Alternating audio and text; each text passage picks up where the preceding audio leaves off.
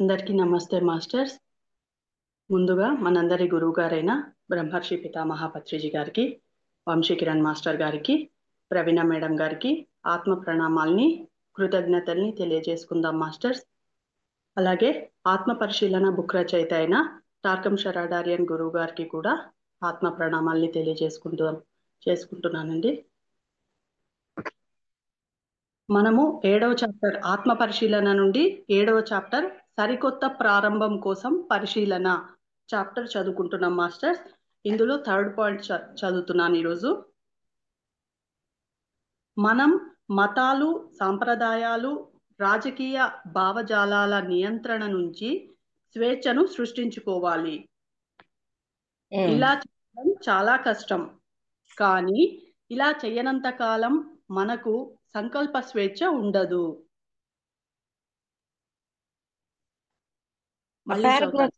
పారాగ్రాఫా మొత్తం paragraph complete చేయనా madam? Paragraph చదివి లైన్ చదివి. ఓకే. మనం మతాలు, సాంప్రదాయాలు, రాజకీయ భావజాలాల నియంత్రణ నుంచి స్వేచ్ఛను సృష్టించుకోవాలి. ఇలా చేయడం చాలా కష్టం, కానీ ఇలా చెయ్యనంత కాలం మనకు సంకల్ప స్వేచ్ఛ ఉండదు. మీరు మతాన్ని అవమానించాలి లేదా మతంలో ఉన్న కొన్ని రకాల విలువలను చూడకూడదు అని దీని భావం కాదు. మీరు గుడ్డిగా అనుసరించడం లేదని, మీ స్వంత విచక్షణను మీరు ఉపయోగించాలని దీని భావం. మీ స్వంత తీర్పు ప్రకారం మీ భావజాలాన్ని మార్చుకోవడానికి లేదా విస్తరించడానికి, దాన్ని వివిధ స్థాయిల్లో అనువదించడానికి స్వేచ్ఛ ఉంటుంది.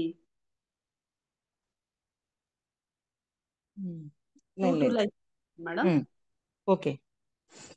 మనం మతాలు, సాంప్రదాయాలు, రాజకీయ భావజాలాల నియంత్రణ నుంచి స్వేచ్ఛను సృష్టించుకోవాలి. అంటే నియంత్రణ అంటే ఇంకా దాంట్లోనే ఇరుక్కుపోకుండా దాంట్లో ఏం నేర్చుకోవాలో ఆ నేర్చుకున్న దాన్ని విచక్షణతో నేర్చుకొని దాని నుంచి రిలీజ్ అవ్వాలా. అలా రిలీజ్ అవ్వకుండా దాంట్లోనే ఇరుక్కుపోయినప్పుడు నియంత్రణ అనేది జరగదు.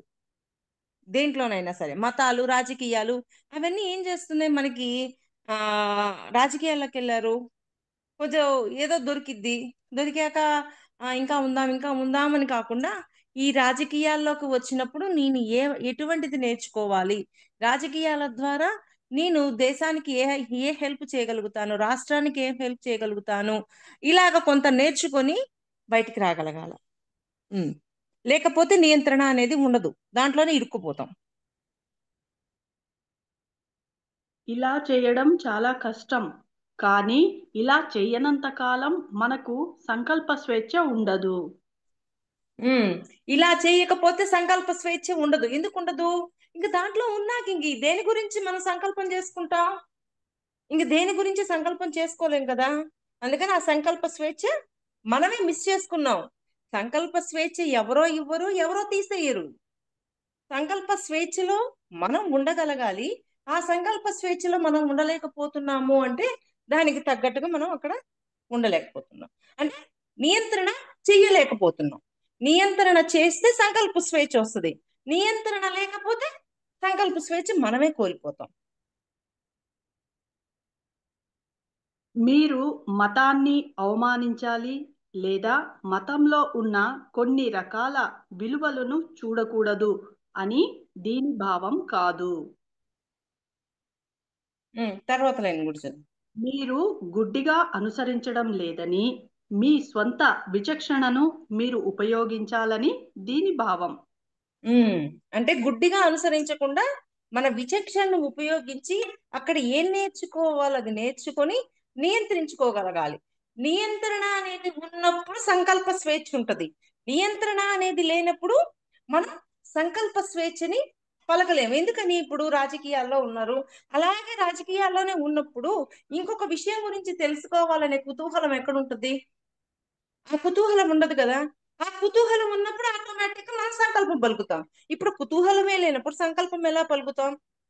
పలకలేం కదా. ఇంకొకటి నేర్చుకోవాలి అన్న భావన, మన మన విచక్షణ మనకు ఉన్నప్పుడు మనకు ఆ సంకల్ప స్వేచ్ఛ అనేది వస్తుంది. మీ స్వంత తీర్పు ప్రకారం మీ భావజాలాన్ని మార్చుకోవడానికి లేదా విస్తరించడానికి, దాన్ని వివిధ స్థాయిల్లో అనువదించడానికి స్వేచ్ఛ ఉంటుంది. మళ్ళీ చదువు లైన్.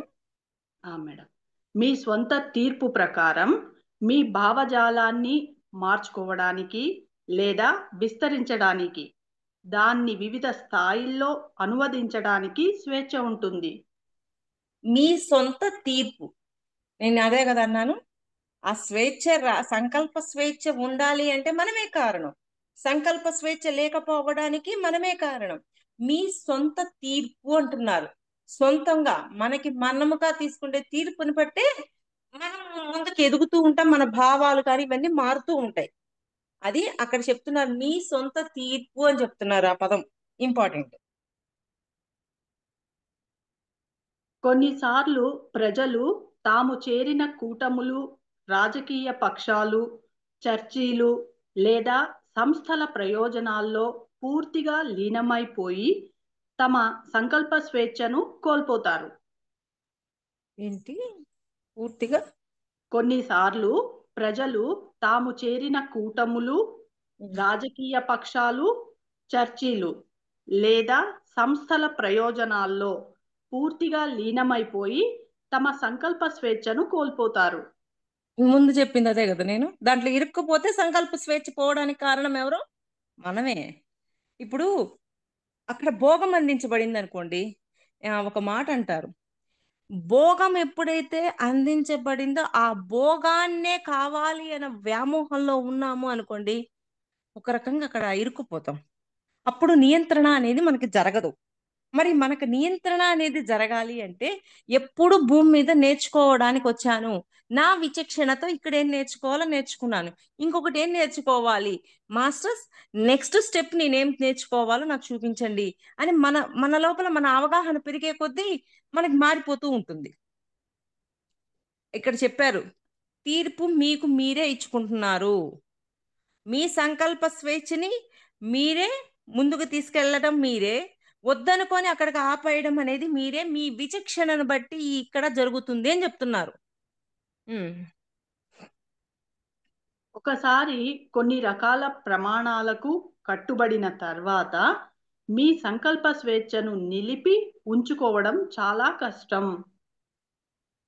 నిలిపి ఉంచుకోవడం అనేది ఎంత లైన్ చదువుమా? ఒకసారి కొన్ని రకాల ప్రమాణాలకు కట్టుబడిన తర్వాత మీ సంకల్ప స్వేచ్ఛను నిలిపి ఉంచుకోవడం చాలా కష్టం. అక్కడ ప్రమాణాలకి సరెండర్ అయిపోయాం, వాటి అవే చేస్తూ ఉన్నాం. ఇంకా మనం సంకల్ప స్వేచ్ఛని ఎక్కడ నిలుపుకోగలుగుతాం? నిలుపుకోలేం, వదిలేయాల్సిందే. నియంత్రణ జరిగిపోతుంది ఆటోమేటిక్గా. ప్రమాణాలు అంటున్నారు, కొన్ని ప్రమాణాలకి పూర్తిగా మనము లొంగిపోయాం, ఆ ప్రమాణాలను దాటి రాలేకపోతున్నాం, అప్పుడు మన సంకల్ప స్వేచ్ఛను కోల్పోతాం. ఇలాంటి బృందాల్లో చేరే ముందు లేదా వాళ్లతో కలిసి పనిచేసే ముందు వాళ్ళ నియమావళి గురించి, అవి ఏ పునాదిపై ఏర్పడ్డాయి అనే దాని గురించి తెలుసుకోండి. ఒకవేళ మనగా వెళ్ళాము, దాంట్లో ఉన్నాము అంటే నేర్చుకొని బయటికి రావచ్చు. లేకపోతే మనం వెళ్లే ముందే అక్కడ ఏమున్నాయి, వాళ్ళ పునాదులు ఏంటి, ఇవన్నీ తెలుసుకొని ఎంట్రీ అవ్వచ్చు.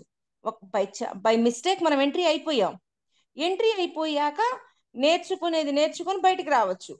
అలా కాకుండా ఎంట్రీ అవ్వక ముందే అసలు ఈ రాజకీయాలంటే ఏంటి, ఈ రాజకీయాల్లోకి వెళ్తే ఎట్లా ఉంటది జీవితం, మరి వీటి నుంచి నేనేం నేర్చుకోగలుగుతాను, ఇవి నాకు అవసరమా, ఇవి నాకు ఉపయోగమా, ఇవన్నీ ఆలోచించి స్టెప్ తీసుకోవచ్చు. ఒక్కొక్కసారి తెలియకుండానే స్టెప్ తీసుకుంటారు.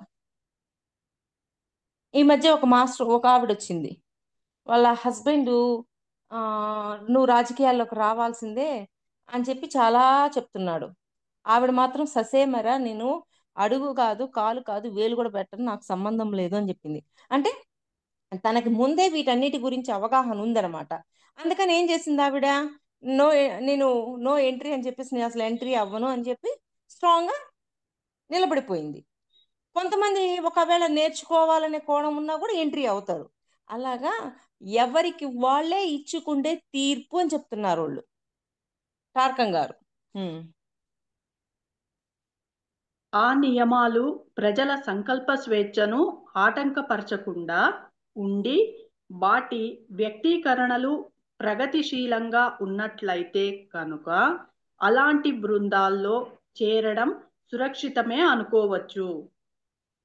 మళ్ళీ చదుమలైన ఆ నియమాలు ప్రజల సంకల్ప స్వేచ్ఛను ఆటంకపరచకుండా ఉండి వాటి వ్యక్తీకరణలు ప్రగతిశీలంగా ఉన్నట్లయితే కనుక అలాంటి బృందాల్లో చేరడం సురక్షితమే అనుకోవచ్చు.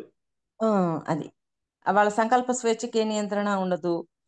మరి అక్కడ ఉన్నవన్నీ నచ్చాయి, అలాంటప్పుడు అక్కడ ఉండొచ్చు. ప్రగతిశీలంగా ఉన్నట్లయితే అంటే ప్రగతి అంటే మన లోపల అభివృద్ధి, పురోగతి వైపు ఉండేవైతేనే మనం ఉంటాం. నిన్న మనం చెప్పుకున్నాం కదా, ఇప్పుడు సద్గురు మూమెంట్లోకి వచ్చాము అంటే దీని యొక్క మూలం ఏంటి? కర్మ సిద్ధాంతము, డ్రీమ్స్. ఈ డ్రీమ్స్ కర్మ సిద్ధాంతాన్ని పట్టుకునేది పూర్తిగా ఇష్టం ఉంది, అక్కడే దాంట్లోనే ముందుకి పురోగతి పొందడానికి ముందుకు వెళ్ళొచ్చు.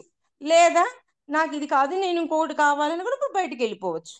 అలానే వంశీ సార్ ఇక్కడే ఉండాలని రూలు రెగ్యులేషన్స్ ఏం పెట్టలేదు, ఎవరి స్వేచ్ఛని వాళ్ళకే ఇచ్చారు. ఆ తర్వాత ఆ కూటమి లేదా సంఘం ఏ నియమాల కోసమైతే నిలబడుతుందో ఆ నియమాలకు ఎలాంటి ఆటంకమైనా ఎదురవుతుందేమో గమనించండి. అంటే వాటికి ఏవైనా ఎదురవుతున్నాయేమో గమనించుకోవాలి మనం. దీని భావం ఏమిటంటే మీరు సంస్థలు, బృందాలు లేదా చర్చిల్లో సభ్యులుగా చేరడం కాదు, అవి ఏ నియమాలు లేదా సిద్ధాంతాల ఆధారంగా ఏర్పడ్డాయో ఆ సిద్ధాంతాల కోసం సభ్యులు అవ్వాలి. అది ఆ సిద్ధాంతాల కోసమే సభ్యులు అవ్వాలి. అంటే ఆ సిద్ధాంతాలు ఏమేంటివి? మనం ప్రస్తుతం సద్గురు మూమెంట్లో ఉన్నాం కాబట్టి సద్గురు మూమెంట్ యొక్క మూల స్తంభాలు ఏంటి?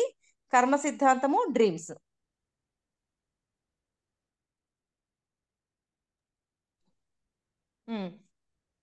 కేవలం ఆ నియమాలకు కట్టుబడి ఉండడం ద్వారానే మన స్వేచ్ఛను మనం పరిరక్షించుకోగలుగుతాము.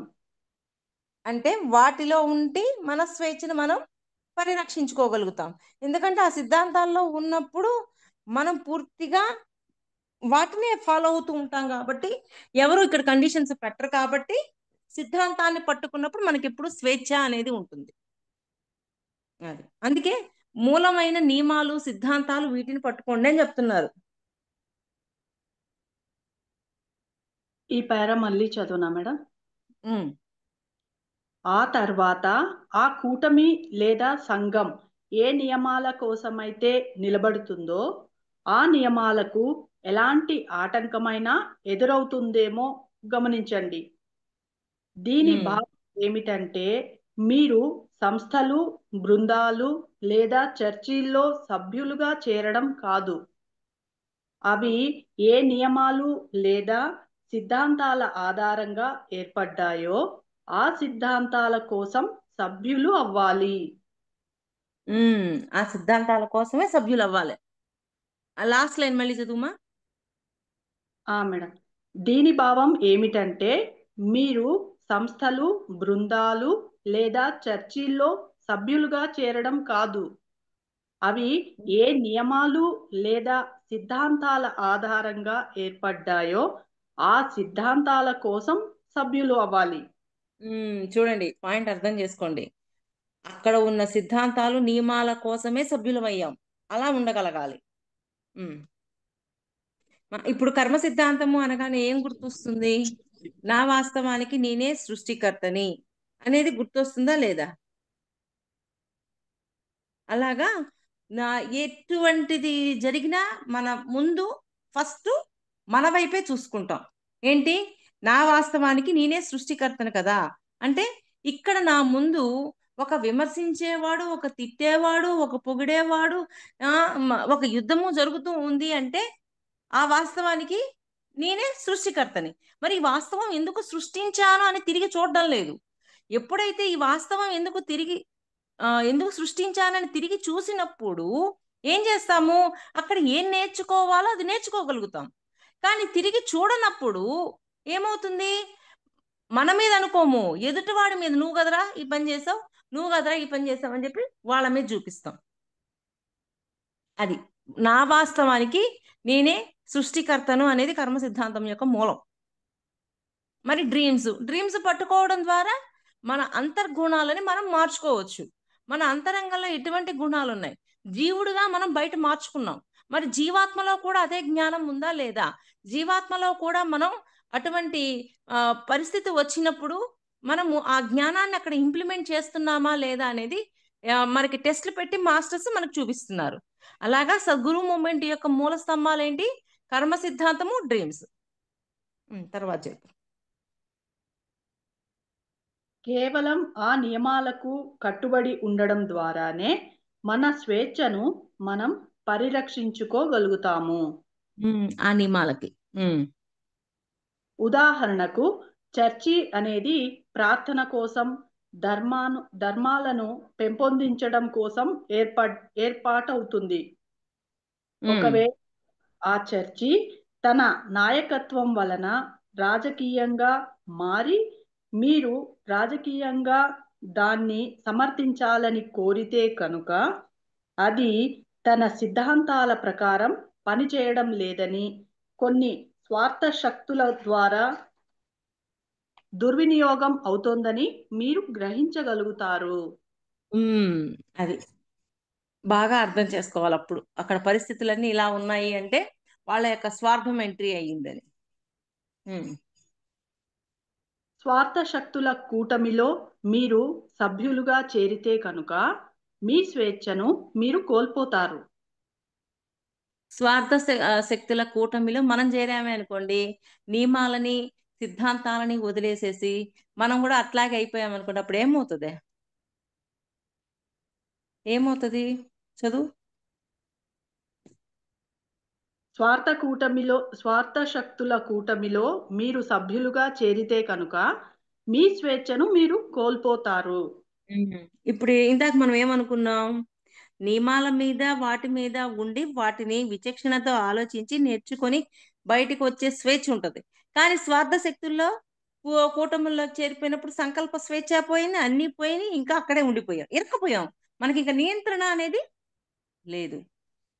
మరి ఇవన్నీ మన మీద మనకి ఎంత ఎరుకుండాలి, మనం ఎటువైపు వెళ్తున్నాము, ఏ భావాల మీద వెళ్తున్నాము, ఇవన్నీ ఎంతగా ఉండాలి మనకి గ్రహింపు.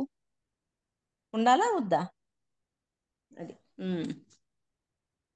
సిద్ధాంతాల కోసం మీరు సభ్యులైతే కనుక మీ స్వేచ్ఛను మీరు నిలుపుకోగలుగుతారు. సిద్ధాంతాల కోసం మాత్రమే ఉంటే మన స్వేచ్ఛని మనం నిలుపుకోగలుగుతాము. పాయింట్ బాగా అర్థం చేసుకోండి మాస్టర్స్. ఎంత లోతైన పాయింట్ అంటే అంత లోతైంది. ఆ లోతుని గట్టిగా పట్టుకోండి. సంకల్ప స్వేచ్ఛ నియంత్రణకి కారణం మనమే, నియంత్రణ కాకుండా చేసుకోవడానికి కారణము మనమే. అది మీ తీర్పు అని చెప్తున్నారు. మరి సిద్ధాంతాలని నియమాలని పట్టుకొని మీరు ముందుకెళ్తారా, లేకపోతే స్వార్థపరులు చేస్తున్న ఆ పనుల్లో ఇరుక్కొని ఈ సిద్ధాంతాలని నియమాలని వదిలేస్తారా?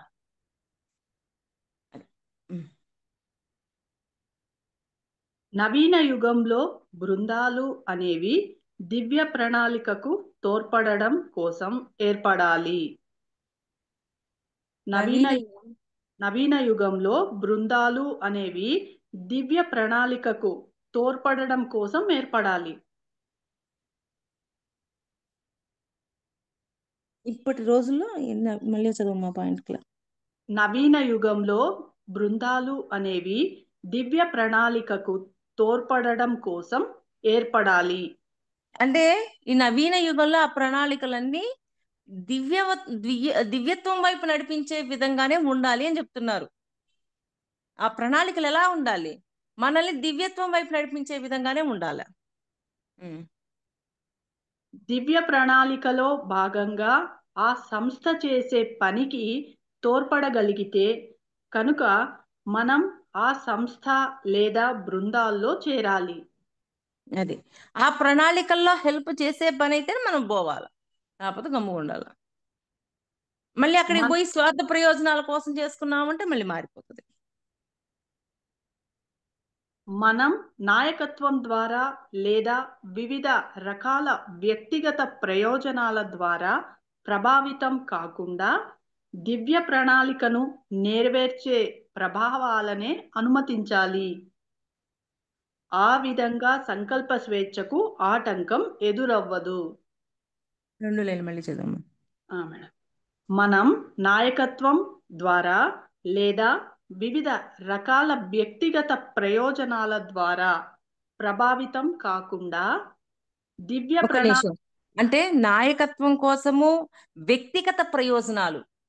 ఇప్పుడు నేను దీంట్లో చేరాను, అందుకని నాకు అవసరాలన్నీ తీరాలి. పాయింట్ బాగా అర్థం చేసుకోండి మాస్టర్స్. ఆధ్యాత్మికంలోకి వచ్చేసినాక భోగవాంఛ పెరిగింది అంటే భోగంలో పడిపోతే మళ్ళీ మళ్ళీ తేరుకోలేరు. ఓకే, ఆధ్యాత్మికం విషయం. ఇక్కడ ఎక్కడైనా సరే మళ్ళీ ఒకసారి చదువుమా, పాయింట్ బాగా వినండి.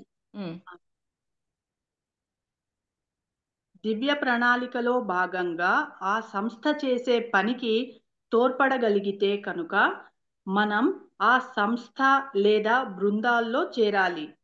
మనం నాయకత్వం ద్వారా లేదా వివిధ రకాల వ్యక్తిగత ప్రయోజనాల ద్వారా ప్రభావితం కాకుండా నాయకత్వం కోసమో అంటే అక్కడ నాకు ఒక గొప్ప స్థానం ఉండాలనో దేనికోసమో కాకుండా వ్యక్తిగత ప్రణాళికలు, వ్యక్తిగతంగా అవసరాల కోసం కాకుండా వాటి కోసం కాకుండా ఉండి దివ్యత్వం వైపే వెళ్ళాలి అనే దానికోసం ఉన్నప్పుడు మారిపోతుంది.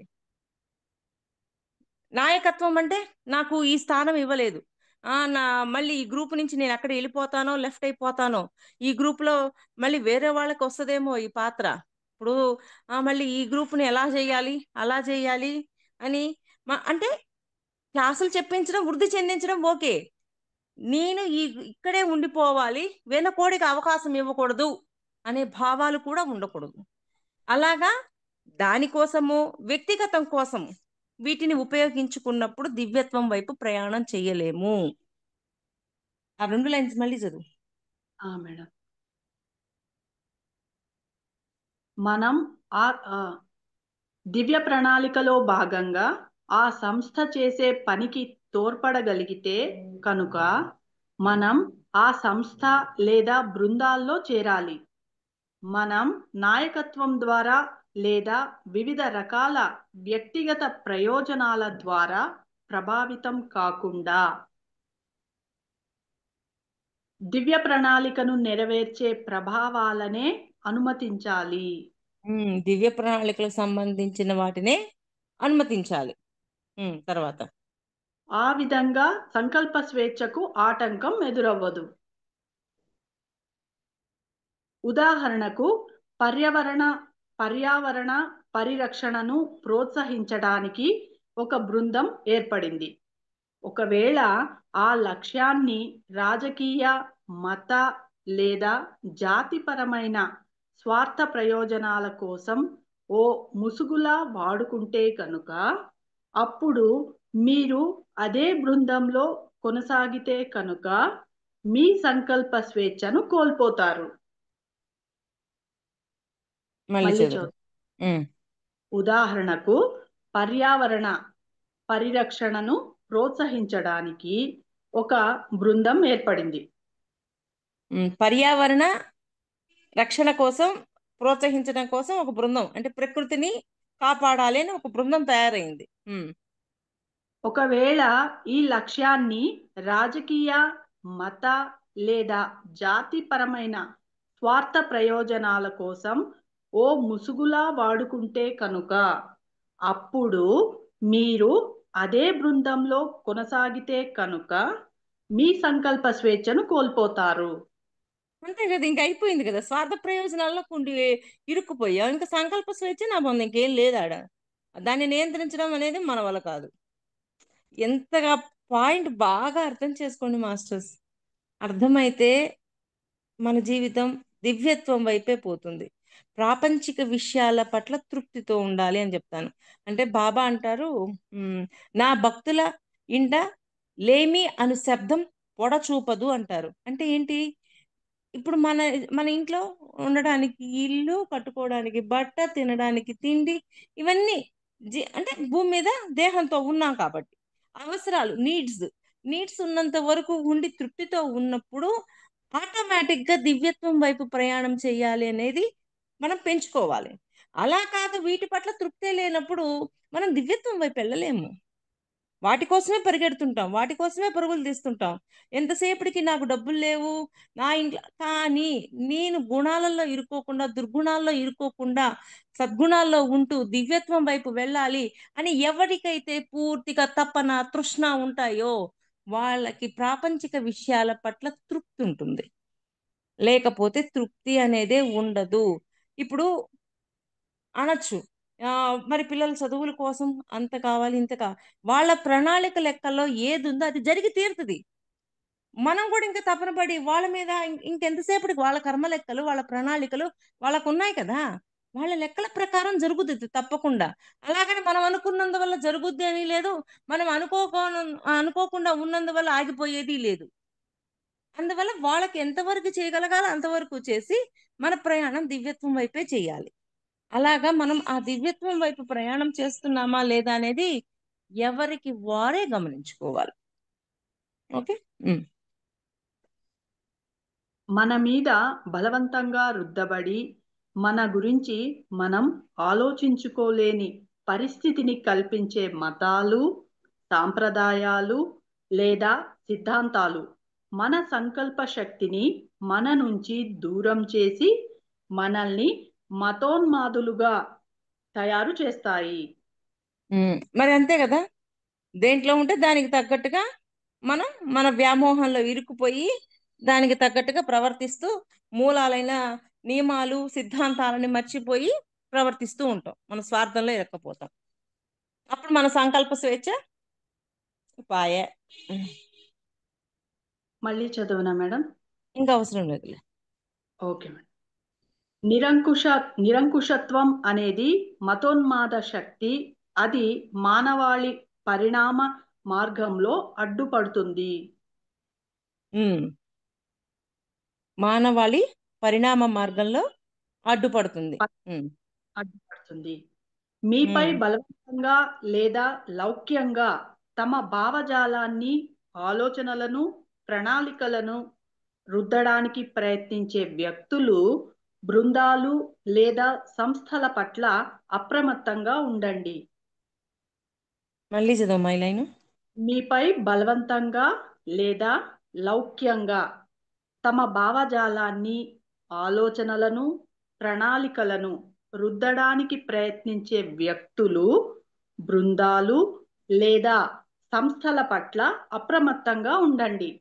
ఇక్కడ చెప్పారు, నేను ఇది అదే కదా చెప్పాను. వ్యక్తుల పట్ల భావజాలాలు, ప్రణాళికలు రుద్దడానికి ప్రయత్నం చేయకూడదని చెప్తున్నారు. వ్యక్తుల పట్ల నేను చెప్పాను కదా, మన బిడ్డలకు కూడా ఏం చేస్తాం, నువ్వు ఇది చదవాల్సిందే, నువ్వు చదవాల్సిందే అని గట్టిగా మొండి పట్టు పడతాం. కానీ వాళ్ళ ప్రణాళికలో వాళ్ళ ఆత్మ దేనికోసం పంపించిందో వాళ్ళకి ఉంటుంది క్లారిటీ. అందువల్ల మనము వాళ్ళ మీద ప్రెషర్ తీసుకురాకూడదు.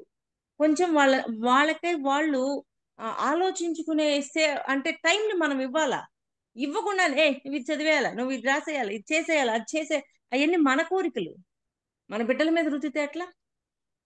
అలాగా రుద్దకుండా వాళ్ళకంటూ వాళ్ళు తేల్చుకోకునే, అంటే వాళ్ళు దీనికి సిద్ధమయ్యాము అని వాళ్ళకు ఒక టైం ఇవ్వాలి. ఆ టైం కూడా ఇవ్వం మనం. అలా కాకుండా వాళ్ళకి టైం ఇచ్చి వాళ్ళ ప్రణాళికను వాళ్ళు పూర్తి చేసుకునేటట్లుగా మనం ఉండగలగాల. అలా ఉంటున్నామా లేదా అనేది మనకి మనగా ఆలోచించాలి. మనిషి చైతన్యంతో అంచనా వెయ్యని, అంగీకరించని ఏ విధమైన భావజాలం, ఆలోచన లేదా ప్రణాళిక ద్వారానైనా తీవ్రంగా ప్రభావితమవ్వడం లేదా ఆవహించబడే స్థితిని తెచ్చుకోవడం ద్వారా మనిషి స్వేచ్ఛను పొందే మార్గాన్ని ఎన్నటికీ తెలుసుకోలేడు. స్వేచ్ఛను పొందే మార్గాన్ని ఎప్పటికీ తెలుసుకోలేడు. అయిపోద్ది. అక్కడికి చాలు గీత. ఒక్క లైన్ ఉంది మేడం. మేడం ఆ, ఇది థర్డ్ పాయింట్ ఇంకా ఉంది మేడం. అది 3 పేజెస్ అని చెప్పిందిగా నేను లావణ్య.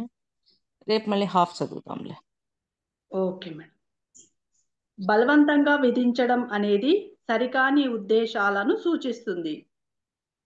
అది బలవంతంగా విధించటం వల్ల సరికాని ఉద్దేశాల్లోకి వెళ్ళి వాళ్ళు ఎప్పుడు బాధపడతారు. బలవంతం ఎక్కడా చేయదు దయచేసి.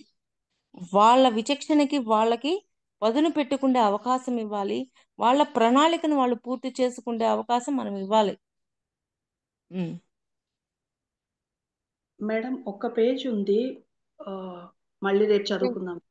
రేపు చదువుదాం, ఇప్పుడేం అర్జెంట్ ఏం లేదు, పరిగెట్టి. ఇంతటి చక్కని అవకాశం ఇచ్చిన ప్రవీణ మేడం గారికి, టార్కం శరాడార్యర్ గురువు గారికి ఆత్మ ప్రణామాల్ని తెలియజేసుకుంటున్నాను మాస్టర్స్. అందరికీ థ్యాంక్ యూ మాస్టర్స్.